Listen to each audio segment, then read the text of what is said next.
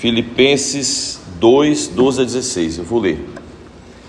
De sorte que, meus amados, assim como sempre obedecestes, não só na minha presença, mas muito mais agora na minha ausência, assim também operai a vossa salvação com temor e tremor.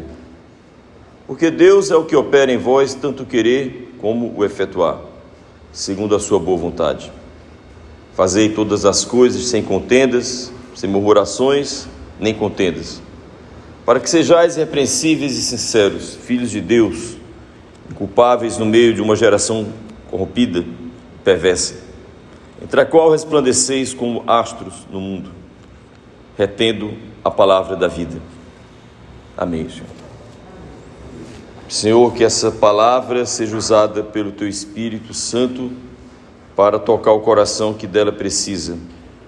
Aqui nesta noite, Senhor, nesta igreja e em qualquer tempo, Senhor, em que essa transmissão for ouvida para a Tua glória.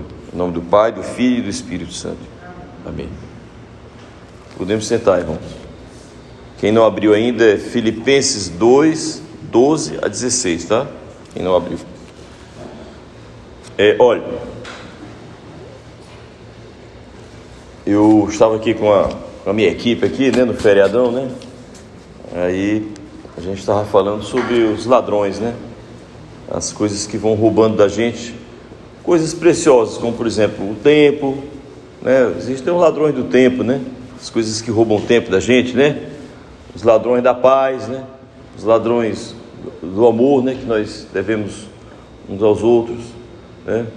Os ladrões das nossas realizações. Então, a palavra de Deus diz que nós somos muito assediados, certo? Tem muito assédio em cima de nós, o assédio do pecado, certo? Para tentar nos tirar do centro da vontade de Deus, tirar da mão de Deus, né? É uma luta tremenda, né? Eu acho que nós valemos muito, tenho certeza disso, porque nunca vi tanta cobiça pela nossa alma, né? Nossa alma é cobiçada demais, então eu acho que a gente deve valer muito. Eu me lembrei agora do Rubens Barrichello, né? Quando ele era piloto de um carro ruim, né? Aí chamaram ele para pilotar na Ferrari, né? Aí não tinha saído a notícia, aí perguntaram para ele assim: você vai mesmo pilotar na Ferrari? Ele disse assim: olha, eu não sei, mas eu acho que eu vou, porque eu não tinha nem 10 amigos aqui, agora tem mais de 100. De uma hora para outra começou a crescer o número de amigos, gente me procurando, gente querendo saber mais sobre mim. Eu estou achando que vai vir um contrato bom por aí, porque o pessoal deve estar sabendo mais do que eu sei. Quer dizer, o pessoal realmente já sabia mais do que ele próprio. Eu digo assim, os demônios, né, sabem muito mais do que nós a respeito da nossa realeza, da nossa grandeza e da imagem de Deus que está em nós, né, e pela nossa salvação. Então os salvos são muito preciosos, e por serem preciosos são assediados, né? Então a gente tem que estar atento a esse assédio para não ceder. A palavra de Deus ela está todo o tempo sustentando esse cuidado que nós devemos ter para não sermos roubados, né, das coisas preciosas. Muito bem. Aí eu tinha feito aqui uma pregação durante antes de hoje, né, que é do domingo, né? E deu certinho o título, né, sobre os ladrões, né? Eu queria pregar um pouco sobre descansar em Deus, aprender a descansar em Deus, certo? Que é um tema importante para o cristão, né? Existe o nosso agir, mas existe também o nosso descansar, que é a hora em que você não pode fazer nada, é Deus quem vai fazer, certo? Então eu pensei em propor o tema inicial dessas pregações sobre os ladrões, né? Ladrões da paz, né? Ladrões do amor, os ladrões do descanso. O que tem roubado o nosso descanso, né? Então, vou só falar um pouco sobre Filipenses, né? Desse trabalho de Paulo, em que ele está recomendando às pessoas, né? Eu vou já entrar no tema até, mas eu quero falar do que ele falou, que uma parte daqui tem a ver com o descanso, tá? Ele disse assim, Paulo, você sabe, né? Ele saiu fundando as igrejas, né? Depois ele passava confirmando os irmãos, mas ele não estava presente todo o tempo em todas as igrejas, né? Daí que ele advertiu muito que as igrejas eram visitadas por falsos apóstolos, falsos profetas, né? Mas aí ele escreve aqui para os irmãos, né, para os filipenses, e ele diz assim: obedecestes a minha presença, né? Ou seja, quando eu estava aí, todos estavam andando na obediência. Aí ele diz que agora, na ausência dele, que não está lá, as pessoas obedeçam ainda mais. Ou seja, que a nossa obediência a Deus não seja porque tem alguém vigiando a gente. Quando a gente só faz uma coisa porque tem alguém vigiando, está errado, não está não? Não é isso? É porque ainda não entrou na sua vida. Então, se você só faz uma coisa porque você é vigiado, isso não é obediência, isso é uma enrolada, né? Você está enrolando as pessoas. Quando a sua natureza mudou, essa obediência ela é permanente, independente de alguém estar olhando ou não, certo? Por isso que ele diz: operai a vossa salvação com temor e tremor, ou seja, fazer com que a salvação de vocês seja verdadeira, dê os frutos que precisa dar, certo? Seja vista como precisa ser vista essa salvação. Aí ele diz: com temor e tremor, ou seja, com grande reverência a Deus, com grande respeito às coisas sagradas, né? Como diz ele a Timóteo, né? Como convém andar na casa de Deus, né? Que é a igreja, né? Certo? Aí ele diz que Deus é o que opera em vós, tanto querer como efetuar, segundo a sua boa vontade. Então, irmãos, aquilo que nós temos que fazer, certo? Que antes disso, aquilo que surge no nosso coração como um querer fazer, é bom que isso venha de Deus, certo? As grandes coisas da nossa vida, certo, devem proceder do Senhor, e as grandes e as pequenas também, o dia a dia, né? Porque eu estou vendo, irmãos, que o que mais vale é o dia a dia, não é não? Porque é no dia a dia que a gente vai fazendo o futuro e vai traçando a nossa vida. Cada dia uma página, tá certo? Então a gente vai construindo cada página. Então é bom que nessa página esteja ali presente o querer de Deus, um querer, o seu querer orientado pelo querer de Deus, tá certo? Segundo a boa vontade de Deus. Aí quando ele recomenda, né, que nós vivemos na fé, aí ele recomenda o proceder do cristão. Eu gosto muito dessas recomendações sobre a vida cristã. Por exemplo, tem uma que eu gosto muito sobre o homem casado. Pedro diz assim: vivei a vida comum do lar, certo? Que o homem casado, ele tem que estar em casa, ele não é rueiro, ele não é amigueiro, tá certo? Um homem casado que é cheio de amigos para sair, né? Como tem homens casados que dia de sexta saem com os amigos, né? Aí deixar a esposa em casa. Não sei se tem mais mulher desse talho que aguenta isso não, eu acho que não existe mais não. Mas antigamente era assim, o cara saía com os amigos, deixava a mulher sozinha em casa, certo? Então, não existe. O irmão Pedro mesmo gosta de ensinar: os amigos, os melhores amigos são os amigos do casal.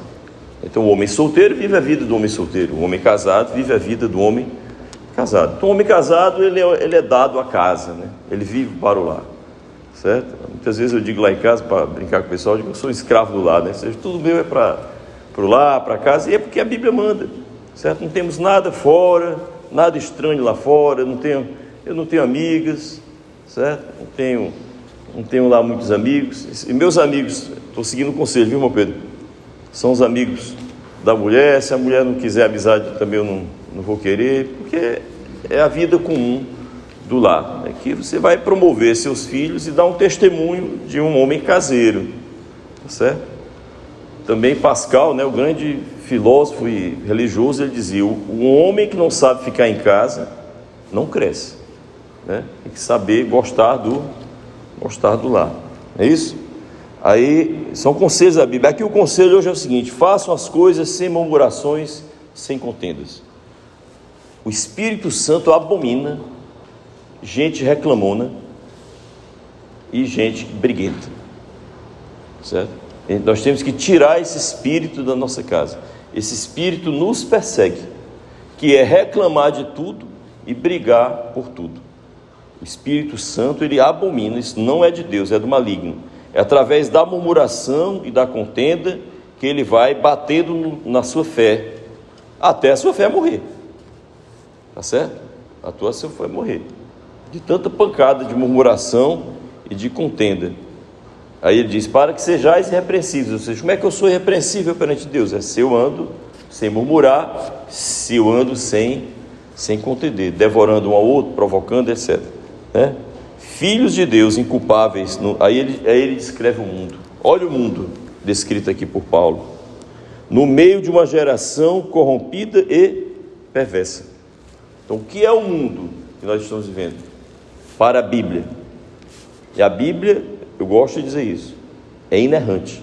Jesus diz, a Escritura não pode falhar. Não é isso? A Escritura não pode falhar. Então ele diz que nós vivemos numa geração corrompida e perversa. E nós, da fé, temos que ser o quê? Astros no mundo. Astros, ou seja, luzeiros, estrelas, certo? Luzes acesas numa geração corrompida e perversa. E ele dá a receita final, retendo a palavra da vida. Ou seja, qual é o segredo, irmãos? Qual é o segredo do sucesso espiritual? Reter a palavra. É só isso. É como diz o salmista, guardei a tua palavra no meu coração, para não pecar contra ti. E saber que nós somos chamados a uma coisa nobre, que ele diz aqui, filhos de Deus, inculpáveis. Ou seja, qual é o chamado? A Bíblia nos fala um chamado muito alto, de sermos filhos de Deus, luzes acesas no mundo, astros que ele fala nessa lâmpada aqui da igreja não, é uma lâmpada no céu, não é isso? Os astros estão no céu. A Bíblia chamou você de quê? De holofote, lâmpada de 200 watts? Não, né? Astro. Onde é que está o astro? No céu, ou seja, você levando uma vida celestial, certo? Uma vida segundo Deus, você ilumina o mundo, que segundo a palavra é uma geração corrompida, certo? Corrompida e perversa. Porque quem se afasta de Deus experimenta a perversidade do mundo. Então não viemos aqui para experimentar isso, mas para sermos testemunhas. Então essa é a palavra de Paulo. Agora, e a parte que vai ser sobre descanso é essa: Deus opera em vós o querer e o efetuar. Eu vou já chegar lá. Agora sim, para que não fique mal entendido, gente, aqui é importante que a gente esteja atento. Eu não estou falando aqui, o ladrão do descanso, eu não estou falando, obviamente, do descansado. O que é o descansado? Não é isso? É a pessoa que não faz nada, não é isso? Que na verdade é preguiçosa, né? Eu me lembro de uma história que eu ouvi há uns tempos atrás, né? Que tem um estado aqui no Brasil, não vou dizer, você tem que chamar a pessoa assim, viu, irmão Gustavo? Porque se você chamar assim, a pessoa senta. Porque tem gente que não gosta de chamar, ei, vem cá, né? Chama assim, né? Diz que nesse estado aqui do Brasil, se você chamar a pessoa assim, ela estando em pé, ela senta. Porque a vontade de sentar é tão grande que se alguém fizer assim, ela senta. Tem que chamar assim, né? Para ver se a pessoa vem. Não é isso? Então,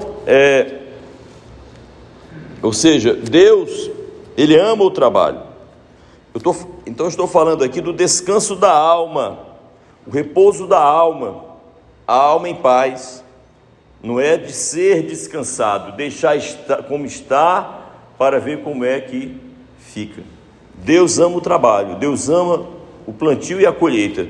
Ele diz, aquilo que o homem plantar, ele colherá. Mas quem é que livra a colheita do gafanhoto?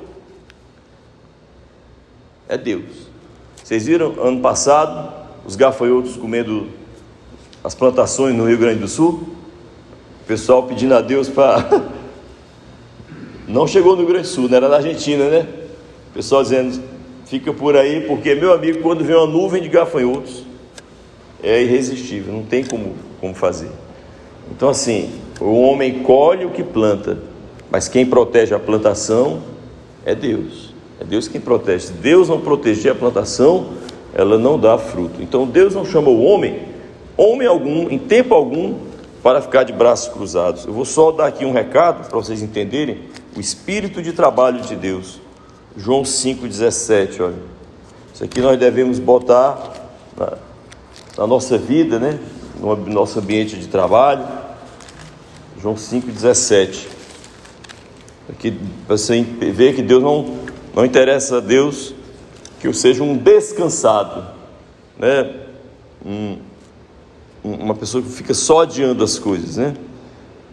João 5,17 diz o que aí? E Jesus lhes respondeu: meu Pai trabalha até agora e eu trabalho também. Então Deus é trabalhador, o Filho de Deus é trabalhador, o servo de Deus é trabalhador. Tanto é que o nome é servo, porque nós somos servos de Deus para muitas coisas, não só para a igreja, mas também para a igreja doméstica, né? Para promover o pessoal da família, né? Na fé. Nós somos servos de Deus, né? A esposa, os filhos, a família, sempre servindo, certo? Então Deus abomina o preguiçoso. Eu vou ler Provérbios 13:4, que tem sobre... o livro de Provérbios é o campeão em falar mal não, né? Condenar o preguiçoso. Vou ler só uma aqui, viu? Tem muitas sobre a preguiça. Provérbios 13:4 diz assim: a alma do preguiçoso deseja, coisa nenhuma alcança, mas a alma dos diligentes se farta. Ou seja, o que é que o preguiçoso alcança? Nada. O diligente vive farto, ou seja, ele alcança todas as coisas. Diligente é o quê? É alguém que é empenhado, é alguém que não deixa para amanhã o que é necessário cuidar hoje, certo? Então, o povo de Deus é chamado a ser um povo zeloso. Como é que alguém é zeloso? Zeloso e preguiçoso ao mesmo tempo? Não? Não tem sentido. Nós não somos chamados à preguiça, mas ao zelo, chamados à diligência. Então eu quero falar hoje do descanso, mas não é o descanso do preguiçoso, da pessoa que está aí esperando sem diligência alguma, né? Mas, irmãos, eu quero dizer uma coisa, alertar uma coisa para vocês, e aqui estejamos atentos, viu? Estão atentos aí? Essa senhora aí está atenta aqui? Está atenta? É o seguinte, eu não vou nem abrir aqui a passagem, eu vou só lembrar aos irmãos, passagem bem conhecida. Jesus andando sobre as águas, aí de repente o pessoal pensa que é um fantasma, né? Aí ele diz: não tenho medo, sou eu. Aí Pedro diz: se és tu, me chama para eu ir ao teu encontro. Aí ele diz: então vem. Aí ele vai. Quando ele vai, ele começa a andar como? Sobre as águas, igual o Senhor. Aí está escrito, né? Que ele começou a olhar para a tempestade, né? Certo? Para o vento. Aí, quando ele começou o que? A afundar. Na hora que ele começou a afundar, o que é que ele disse? Senhor, salva-me. Foi a palavra de Pedro para Jesus. Salva-me, Senhor. Porque, e Paulo, na carta dele, no episódio aos Filipenses, nos Gálatas, ou nos Atos dos Apóstolos, perdão, gente, a gagueira, tá? Nos Atos ele diz que eles passaram por uma tormenta tão grande, uma tempestade, que ele diz que chegaram a desesperar da vida, ou seja, perder qualquer esperança de vida. Meus amigos, tem um avião caindo de 5.000 metros de altura, com todos os motores sem funcionar, não é isso? O que é que você pode fazer por você naquela hora? Orar, porque não há nada que você possa fazer. Você não vai quebrar a janela do avião para consertar a turbina, isso não tem sentido. Então, o que é que eu estou querendo dizer com essas imagens? Chega uma hora, também na vida espiritual, na vida doméstica, na educação dos filhos, na resolução da vida com o marido, com a esposa, no embate das personalidades, das vontades dentro do lar, da igreja, do seu trabalho. Chega uma hora, meus amigos, que a sua força não pode fazer nada, e a única palavra que vai restar é você dizer: Senhor, salva-me, ajuda-me, venha ao meu encontro, me ajudar, certo? Porque chegou a hora das mãos atadas, eu não posso fazer absolutamente nada. Então, irmãos, essa é a hora de descansar no Deus fiel. Então eu quero falar aqui dos ladrões, certo? Os ladrões do descanso. O que é que rouba esse descanso da alma, certo? O ladrão número 1 é gastar forças com coisas que não são direções de Deus. Isso tira o seu descanso. Você começa a gastar forças com coisas que Deus não desejou nem quer para você. E você fica gastando tempo. Aí você vai ficar cansado, certo? Você vai ficar cansado, porque você vai começar a se gastar, a se desgastar, a se perder numa coisa que não tem o autógrafo, a assinatura de Deus. Aí é que eu digo o que Paulo disse aqui em Filipenses 2: Deus é o que opera em vós tanto o querer como o efetuar. Ou seja, eu devo realizar aquilo que Deus plantou no meu querer. Isso é descanso. E é um ladrão do descanso você agir contra a vontade de Deus, contra o querer de Deus. Tá certo? Muito bem. Então aqui está. Esse é o primeiro ladrão, certo? Então vamos crer que não adianta perder tempo com coisas que não são inspiração de Deus, direção de Deus. Isso só traz cansaço. O ladrão número 2, certo?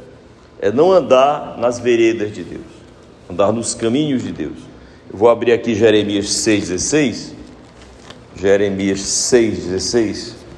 Vocês vão entender sobre essas veredas, tá? Jeremias 6,16.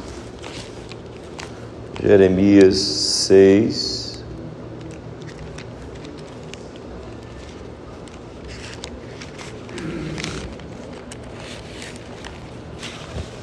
Jeremias 6,16.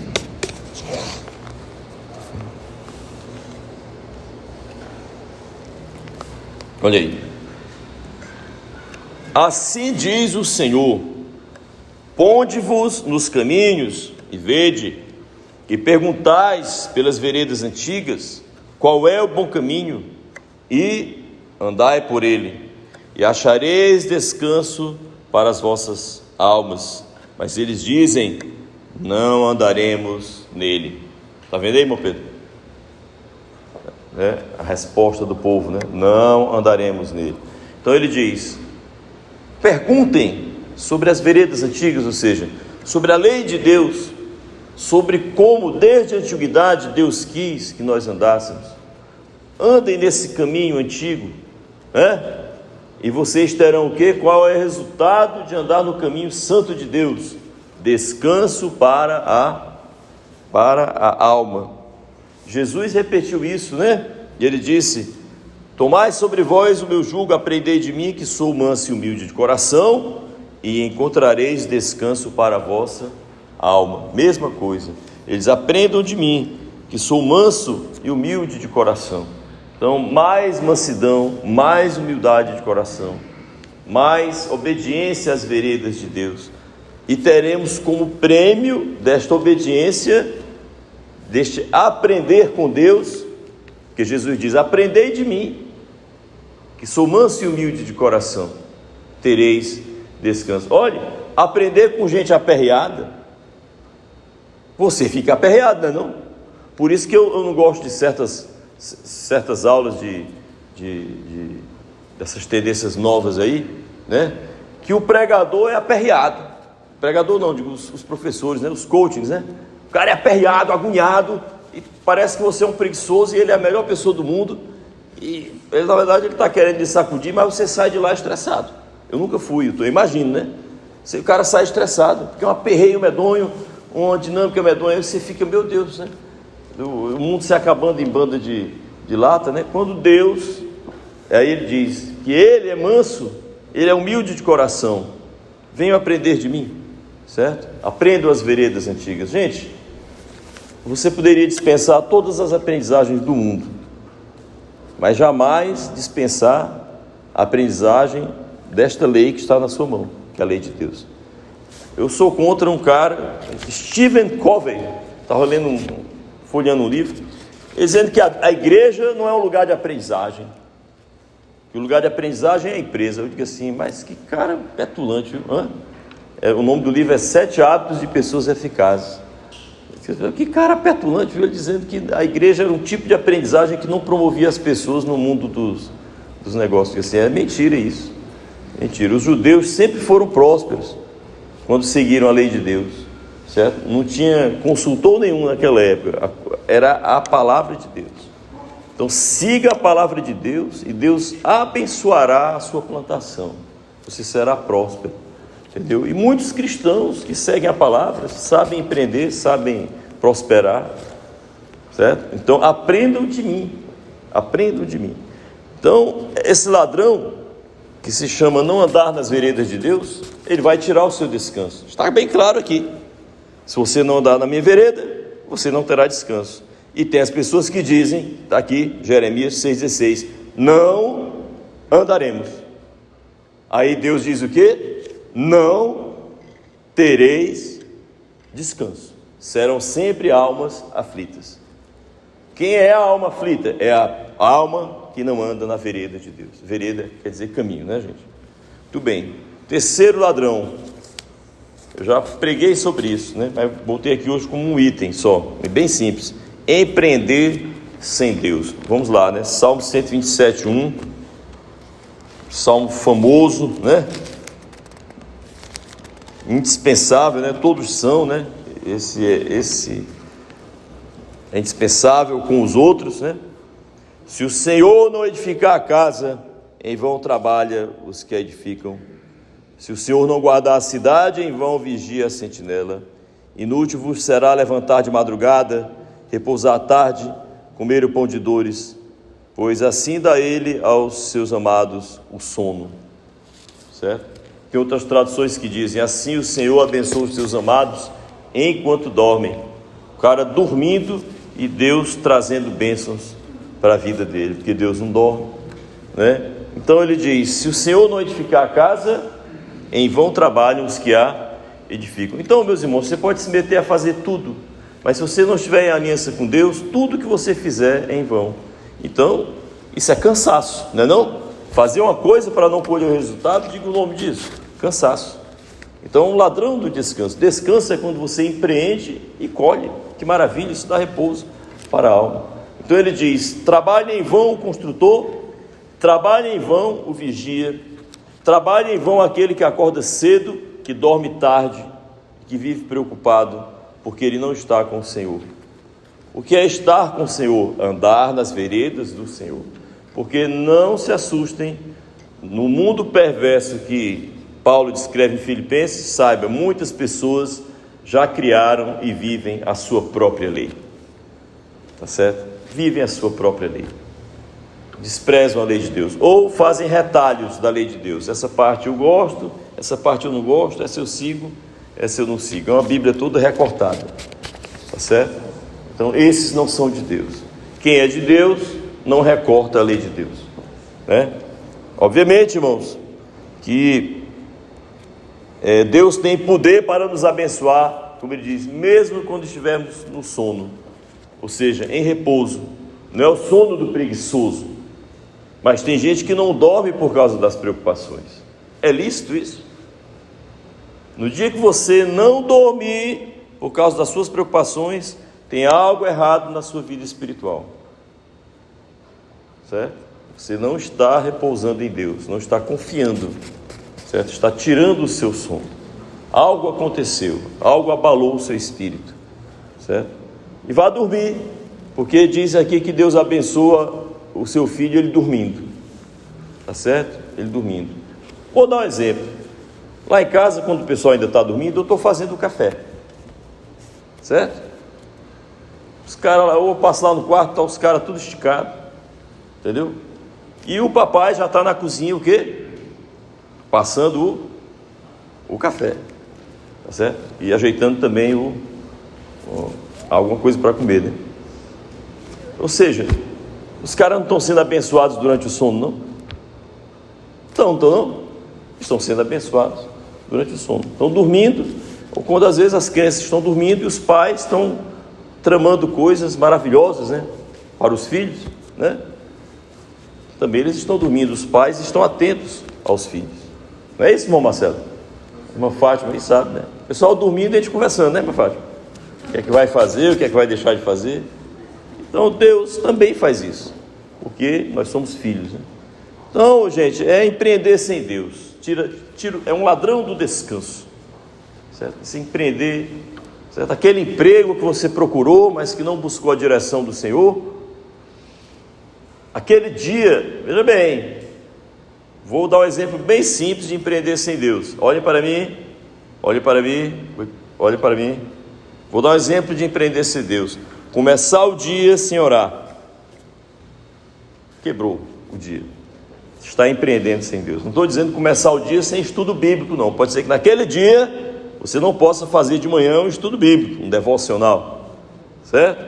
Mas você pode se ajoelhar e dizer: Senhor, aqui estou para mais uma jornada. Eu me apresento a Ti para este dia. Guarda-me do mal. Ajuda-me a não perder tempo, Senhor, com as coisas que eu sou tentado a perder tempo. Ajuda-me a empreender o que é vosso. Colocai no meu coração as direções, as inspirações, o Teu querer para que eu possa fazer e a força para fazer. Ajuda-me a não faltar, Senhor, nas coisas necessárias. Guarda-me das coisas desnecessárias, e por aí vai a sua oração. Então, isto é empreender com Deus. Tem muita gente que acorda e não tem diferença entre ele, um porco, uma galinha e um passarinho, porque os animais não oram. Existem homens que não oram. Ele é semelhante aos animais, tá certo? É por isso que eu digo, pessoal, na casa dos cristãos, antes das refeições, se ora, porque que eu saiba, quem come sem orar é o bicho, não é não? Eu nunca vi um gatinho, você dá uma comida, é o gato, o cachorro lá, Gustavo, faz alguma oração? Porque a casa do diácono, né, talvez o cachorro ore. Como é que é lá, Gustavo? Vai ensinar. Você vai ensinar o cachorro a orar. Hein, irmã Antônia? Os cachorros lá não oravam, não? A irmã Antônia se livrou dos cães, né? Cansou, foi, irmã Antônia, de ter trabalho? Cansou? Muito bem. Então, assim, os animais não oram, né? E os homens animais também não, certo? E começar o dia sem orar é empreender sem Deus. Vai terminar o dia cansado, porque empreender sem Deus é ladrão do descanso. O quarto ladrão, são só 7, viu, pessoal? Estou no meio do fim. A ganância desmedida. A ganância desmedida está escrita em Eclesiastes 4:6, um texto fundamental sobre a moderação na vida. Eclesiastes, Salmos, Provérbios, Eclesiastes, né? Eclesiastes 4:6. Vamos ouvir, né? Quem não abriu. Olha aí, estão atentos? Melhor é uma mão cheia com descanso do que ambas as mãos cheias com trabalho e aflição de espírito.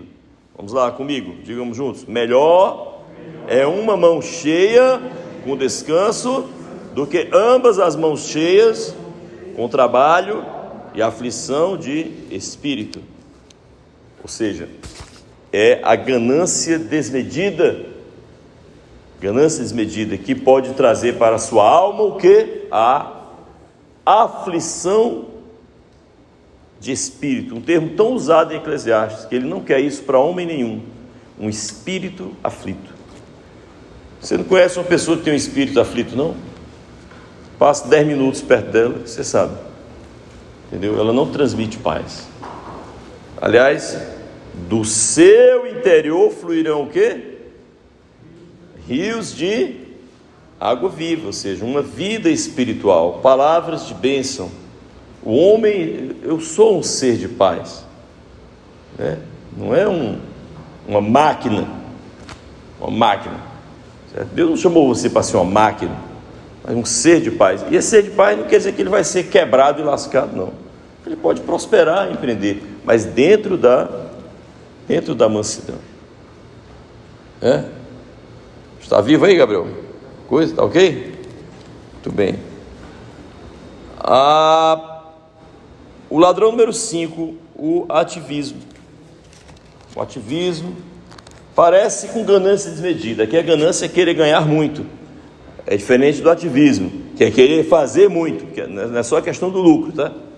Então está aí a grande mensagem de Jesus para Marta, em Lucas 10, 41. Lucas 10, 41, um texto bem conhecido dos irmãos, né? Lucas 10, 41, diz assim: repreendendo Jesus, disse-lhe: Marta, Marta, estás ansiosa e afadigada com muitas coisas, mas uma coisa só é necessária. E Maria, que é a irmã dela, né, escolheu a boa parte, a qual não lhe será tirada. Gente, Marta estava aos pés de Jesus para ouvir a palavra, e Marta preocupada com a casa. É errado se preocupar com a casa? Não, mas é errado colocar a casa acima da palavra de Deus, da oração, da comunhão com Deus, tá certo? Então, eu não posso primeiro ligar o fogão, eu primeiro tenho que fazer uma oração, certo? Antes de ir para a cozinha, você deve buscar Deus, certo? Antes de se preocupar com qualquer coisa, de falar com qualquer pessoa, buscar o Senhor. Isso deve ser uma regra de vida, né? Não precisa exagerar igual um pastor que ele não ia ao banheiro, né, tirar água do joelho, como se diz, né? Vocês sabem o que é isso, tirar água do joelho? Então sabe, né? Muito bem. Ele disse que não, porque a primeira coisa era Deus. Então aí ia fazer a oração apertado. Hein, irmão Marcelo? Não digo isso. Você pode sim, né? Escovar os dentes, lavar o rosto e ir para a oração. Mas você não pode ir para a sua agenda, nem para as panelas, nem para o telefone. E hoje em dia o pessoal já acorda com o celular. Primeira coisa. Mas tem mensagem de Deus. Tem mensagem aqui de Deus, coisas de Deus no celular. Tem. Mas a vida de oração preciosa é a vida você e Deus, sem ninguém. Só vocês dois. É assim que Deus quer, certo? Deus não condena a mensagem do celular, mas Ele quer ter um momento só Ele e você, por causa da comunhão, né? Então, nós não somos, irmãos, metralhadoras que saem atirando para todo lado. Nós fazemos apenas o que precisa e deve ser feito. Você não deve pegar o seu dia e sair atirando para todo lado. Senhor, neste dia, o que precisa ser feito hoje, me ajude a saber. Creia, irmão. Deus dá sabedoria a quem pede. Ele vai lhe levantar até do seu desânimo e você fazer algo, porque é melhor fazer uma coisa sugerida por Deus do que 10 coisas que minhas preocupações estão sugerindo. Pergunte ao Senhor. Então o ativismo é um ladrão do descanso, porque eu faço muitas coisas e nem tudo vai dar resultado, porque nem tudo foi Deus que colocou para eu fazer. Então cuidado com o ativismo, porque muita gente se realiza porque está se gastando, certo? Não pode se gastar não, tem que economizar, certo? Economizar a alma, economizar os nervos, viu, gente? Sabia disso? A Hermenecise, né, sogra do Gustavo, ela uma vez chegou para mim e disse assim: Rodson, aprenda uma coisa, neurônios não têm reposição, certo? Tempo atrás ela me disse isso. Neurônios não têm reposição. Você sabe que quando um neurônio queima, né, não é colocado outro no lugar. Não é uma célula que se repõe, não. Ele é diferente das outras células. Neurônio destruído, para sempre destruído, sem substituto, né? Então muita gente queimando os neurônios com aflições e preocupações pelo ativismo, fazendo coisas que o Senhor nem deu autorização. Então tem sempre que estar olhando para o céu, gente, fazendo assim, ó.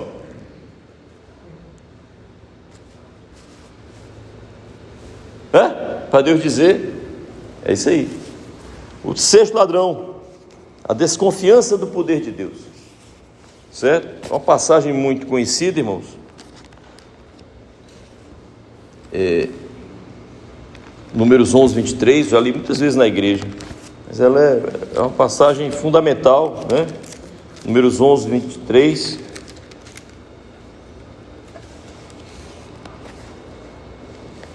Porém o Senhor disse a Moisés: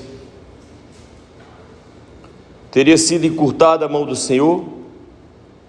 Agora verás se a minha palavra se há de cumprir ou não. Vejam o que Deus disse para Moisés: a mão do Senhor foi encurtada, né? Eu falei aqui, tem um personagem na revista da Mônica, né, que é o Piteco, não sei, o Horácio, acho que o João Gustavo lembra, um dicionário, o Horácio, é um dinossaurozinho que tem a mão assim, ele tem a mão assim, a mão dele é assim, é curta, né? Então, o cara está chamando Deus de Horácio, né? Dizendo que a mão dele é, a mão de Deus não, e que Senhor, a tua mão não vai alcançar isso, a hora não alcança, viu? Certo? Então ele diz: verás se minha palavra te acontecerá ou não. Ou seja, você vai ver se a palavra não vai acontecer, porque é preciso que a palavra de Deus se cumpra. A palavra de Deus não volta vazia. Quando Deus se determina a fazer algo, sai de baixo, ele vai fazer, tá certo? A questão é tocar o coração de Deus, ele fará. Então essa desconfiança do poder de Deus, ela gera na nossa vida o seguinte, irmãos. Eu vou dar aqui um exemplo, tá? Não precisa abrir não, mas depois você procura a parábola do joio e do trigo, depois eu dou referência. Diz lá que um homem plantou num terreno o trigo, aí depois veio outro e plantou o joio. O joio e o trigo se parecem muito, mas quem dá fruto é o trigo. O joio é fake, é similar, é xing-ling, né? Está ali só para se alimentar da mesma coisa que o trigo se alimenta, mas não vai dar em nada. Então, parece que a haste, né? O joio, ele é seco, ele é só uma palha, então ele não fica em pé. Não fica em pé. O trigo, ele pesa, aí Uma vez eu ouvi isso aí, exatamente. O joio fica sempre assim, né? Retesado, né? O trigo, como ele tem conteúdo, ele cai, né? Aí eles disseram: Senhor, vamos arrancar o joio que o inimigo plantou. Ele disse: não, deixa aí, porque para não arrancarem o trigo, tão parecido que é. Ele disse: os anjos arrancarão, só os anjos sabem. Só o anjo é especialista em diferenciar joio de trigo. Aí eu digo para vocês o seguinte: na sua vida tem preocupações não, digo, existem ocupações que foi Deus que plantou em você. Entendam aqui o raciocínio que o Espírito Santo quer nos dar. Tem coisas na sua vida que Deus colocou, são o trigo. Tem coisas na sua vida que, ações, que foi o maligno que plantou, que é o joio, e vão crescendo em você juntas. Tem coisas de Deus que não vão lhe cansar, e tem coisas do maligno que vão lhe cansar. Então ore hoje a Deus para arrancar o joio do seu coração, que são aquelas coisas que não são plantadas por Deus, são ações que você empreende, ou palavras que você dirige a alguém, ou tentativas de mudar alguém, convencer alguém, que não vem do Senhor. Só Deus fará. Tem coisa que só Deus fará. Eu já disse aqui na igreja, muitas coisas você vai poder fazer por você, né? Mas tem coisas que só Deus poderá fazer. Então no seu coração, no meu coração, deve ter nessa hora o joio misturado com o trigo, coisa que Deus plantou, coisa que o maligno plantou, ou que a sua ansiedade, a sua preocupação plantou. Então chegou a hora de a gente dar um limpa, deixar só o que é de Deus, e aí você vai ter descanso. Então esse é um ladrão de descanso, é desconfiar do poder de Deus e acrescentar ao poder de Deus o meu poder, e aí fica aquela confusão de poderes, poder de Deus misturado com o meu, joio misturado com o trigo. E para encerrar, irmãos, o sétimo ladrão, estou vendo aqui, é uma quadrilha. São 7, né? É uma quadrilha, não? É que nem você sabe o nome, irmão Pedro. O senhor sabe o nome dos ladrões que assaltaram o Banco do Brasil? Sabe, irmão Antônio? Gustavo lembra do meu pastoral. Não, os ladrões japoneses que assaltaram o Banco do Brasil. Sartaram o banco, cataram grana, fugiram na Kombi, acabaram na cana. Ou seja, que é a história deles, né? Sartaram o banco, cataram a grana, né? Fugiram na Kombi, acabaram na cana. Aqui é uma quadrilha, são 7, viu? Eu vou falar do sétimo ladrão, viu? Não saber entregar as aflições a Deus. Ficar com as aflições para você, certo? Então vamos lá, gente. Salmo 37:3. Estamos quase no fim, viu? Já é o último ladrão, né? Salmo 37:3. Salmos 37.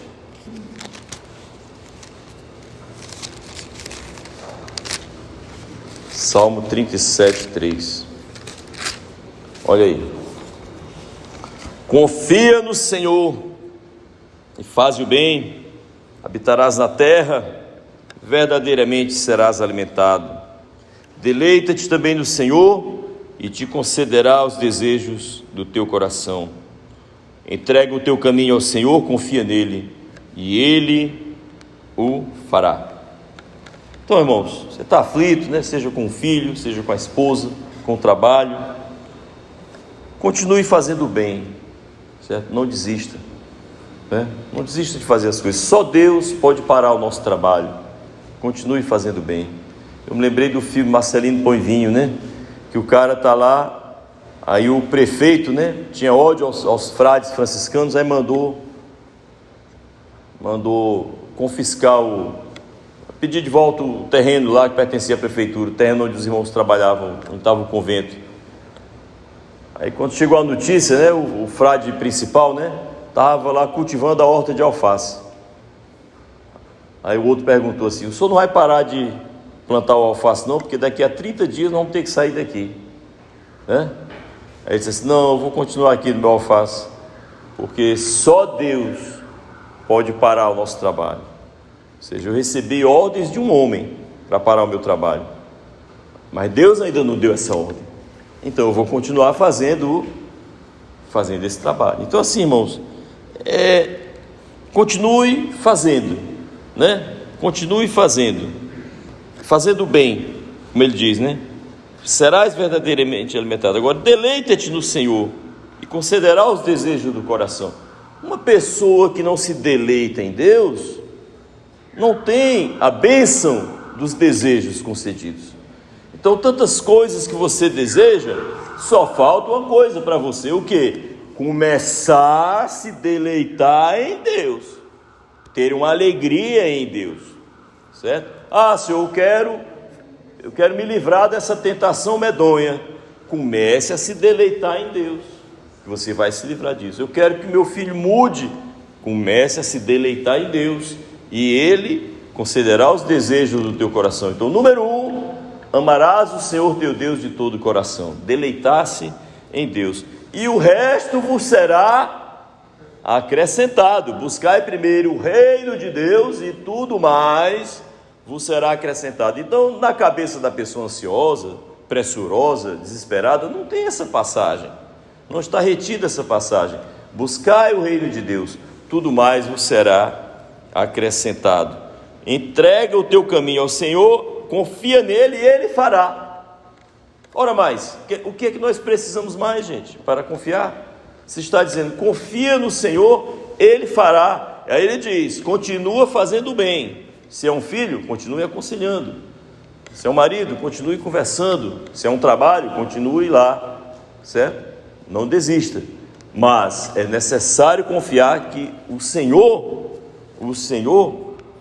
fará. Então, não saber entregar as aflições a Deus é um ladrão.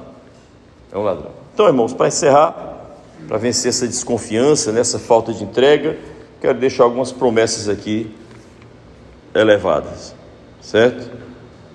Vamos abrir o Salmo 40, 17, eu já estou encerrando, tá? Salmo 40, 17, são promessas finais para você entregar a Deus. Eu sou pobre e necessitado, contudo o Senhor cuida de mim. Quem cuida de mim? O Senhor. Devo descansar? É um bom cuidador? Deus é um bom cuidador, gente? Não é o zeloso guarda de Israel? Pois é. Isaías 64, 4, certo? Eu vou ler 3 promessas, já li a primeira. Isaías 64, 4. Vocês sabem, né, que eu gosto muito dessa passagem. Eu vou ler aqui mais uma vez na igreja. Porque desde Isaías 64, 4. Isaías 64, 4. Porque desde a antiguidade não se ouviu, nem com ouvidos se percebeu, nem com os olhos se viu. Se preparem aí, hein? Jamais se viu, jamais se ouviu falar de um Deus além de ti, que trabalha para aquele que nele espera. O que Deus faz para aquele que confia nele, trabalha. Irmãos, veja bem, vamos imaginar aqui o irmão Marcelo e a irmã Fátima na casa, certo? Não vou nem dizer que o irmão Marcelo virou costureiro, que senão vocês vão acreditar que eu cheguei lá, né? Cheguei lá na casa dele, viu, Gustavo? Gustavo já viu coisas lá impressionantes, né? Ele contou um dia desse, viu, Gustavo? Né? Um dia que o irmão Marcelo saiu suado lá da casa, né, irmão Marcelo? Né? Vou contar aqui não. Mas assim, cheguei lá, o irmão Marcelo estava costurando, viu? A calmaria medonha, costurando e assistindo as câmeras de segurança, né? Da rua, do bairro todo, né, irmão Marcelo? A gente estava aqui cuidando da energia, né? Mas assim, imagine aí que o irmão Marcelo chega com a irmã Fátima e dizia assim: olha, eu vou varrer a sala, esse primeiro quarto aqui e lavar o banheiro. Daí para trás você faz. Não é isso? Tem divisão de tarefa lá, irmã Antônia? Tem? Hein, meu Pedro? Tem divisão de tarefa lá? Uma parte sua, uma parte da irmã Antônia? Pois é, tem não? O que acontece enquanto o outro está trabalhando? Eu posso estar descansando, não posso? Posso até estar fazendo outra coisa, mas eu não estou fazendo a faxina. Se chegamos a um concílio, né? De que eu vou limpar metade da casa, você limpa a outra metade. Então, na hora que o outro estiver limpando a outra metade, eu estou fazendo outras coisas. Então, eu digo para você, na hora em que Deus está trabalhando, isso é uma vantagem para nós. Nós devemos estar, o quê? Descansando a alma. Descansando mais.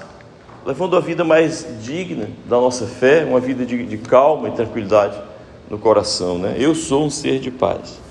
E por fim, o Salmo 34, 8. Provai e vede que o Senhor é bom. Bem-aventurado o homem que nele confia. Salmo 34, 8.